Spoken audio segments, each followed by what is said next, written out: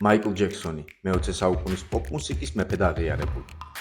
მომღერლის შემოქმედება და პირადი ცხოვრება მსოფლიოს ინტერესის საგანი ყოველთვის იყო, მაგრამ გამორჩეულად საინტერესო ყოველთვის რჩებოდა მისი ჯანმრთელობის ისტორია. ყველაზე გასაიდუმლოებულ თემას ტაბლოიდები მუდმივად საკუთარი ინტერპრეტაციით განიხილავდნენ. მაიკლის გარეგნობის ცვლილება ბუნებრივია ყოველთვის თვალშისაცემი იყო. ყოველწლიურად იცვლებოდა და ის იყო ერთადერთი შავკანიანი, რომელიც სრულიად გათეთრდა. კანის ფერის ეტაპობრივი ცვლილება ბევრი განხილვის მოსაზრების თუ ჭორის საგანი იყო. უამრავი აბსურდული ჭორიც კი გავრცელდა. თითქოს მან კანის პიგმენტი სრულიად შეიცვალა, ან უარესიც თავად კანი გამოიცვალა, მაგრამ ყველაზე მიუღებელი ჯექსონისთვის აღმოჩნდა ბრალდება, რომ მას უბრალოდ შავკანიანობა არ სურდა. ამიტომაც ცრუ ბრალდება საბოლოოდ ვარსკვლავმა ოპრა უინფრის გადაცემაში უარყო და ღიად ისაუბრა საკუთარი კანის დაავადებაზე, იტილიგოზე, რომელსაც წლების მანძილზე ებრძოდა. დაავადება, რომელიც ანადგურებს კანის პიგმენტურ უჯრედებს და ტოვებს მას დაფარული თეთრი ლაქები. ჯექსონს არ დაუკონკრეტებია მკურნალობის მეთოდები თუ ექსპერიმენტული ჩარევები, მაგრამ ფაქტის ახეზია, მან დაავადება ყველაზე გასაოცარი მეთოდით დაამარცხა. მაგრამ ეს დიაგნოზი მაიკლ ჯექსონის ანამნეზში ერთადერთი არ იყო. ამასთან ერთად ჯექსონს აწუხებდა ავტოიმუნური დაავადება ლუპუსი, იგივე წითელი მგლურა, რომელიც შემაერთებელ ქსოვილს აზიანებს.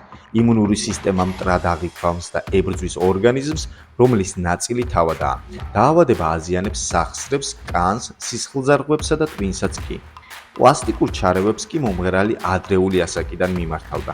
არაერთხელ შეიცვალა ცხვირის ფორმა, ასევე დაიწვრილა ნიკაპი და თვალების აკაჩვის პროცედურაც კი ჩაიტარა.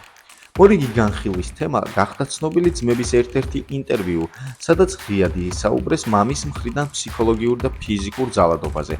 ტაბლოიდების მოსაზრებით ყველაზე უმცროსი ძმა მაიკლი ფსიქოლოგიურად ტრავმირებული ადრეული ასაკიდან იყო და ამიტომ ხშირად მიმართავდა დამამშვიდებელ საშუალებებს, განსაკუთრებით კონცერტებისა და ტურნეების მზადების წინ, როცა ემოციური ფონი მატულობდა. მოგვიანებით გარემოცვადან გაჟონა ინფორმაციამ დამოკიდებულებებზე ტკივილ გამოყუჩებლების მიმართ, მეტიც ვალიუმის, სანაქსისა და ატივანის მოხმარების შესახებ, ასევე მორფინის მსგავსი სინთეზური ნარკოტიკების რეგულარულ მოხმარებაზეც. მუდმივმა მედიკამენტების მოხმარებამ, ოპიოიდებმა, ავტოიმუნურმა და გენეტიკურმა დაავადებებმა ვარსკვლავის ორგანიზმი საკმაოდ ადრეულ ასაკში დაასუსტა. სიკვდილამდე რამდენიმე წლით ადრე ჯანმრთელობის ისტორიას ფილტვების პრობლემები დაერთო, ასევე ღვიძლის გადანერგვის საჭიროებაც დადგა. 2008 წელს ვარსკვლავი გამორჩეულად მძიმედ გამოიყურებოდა. გამხდარი, სუსტი და დეპრესიული იყო.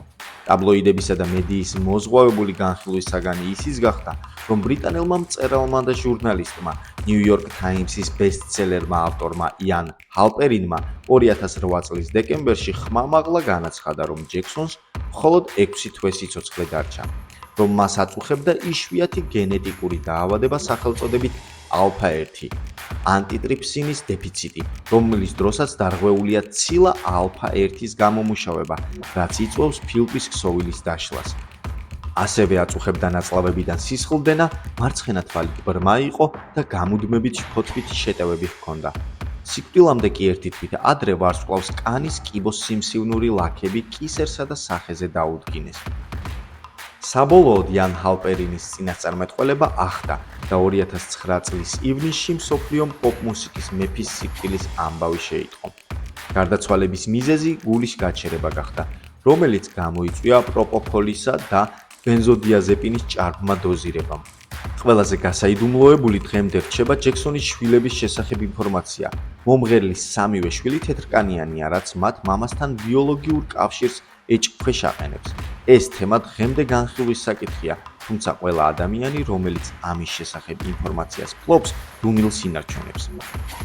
თუ მაიკლ ჯექსონის 50 წლიან ჯანმრთელობის ისტორიას გადავხედავთ, იმ მინიმალური ცოდნის ფონზე, რაც ფართოდ ხელმისაწვდომი აღმოჩნდა, დასკვნა ერთია. მაიკლ ჯექსონის ანამნეზი საკმაოდ მძიმე იყო და ის არაერთ დაავადებას ებრძოდა.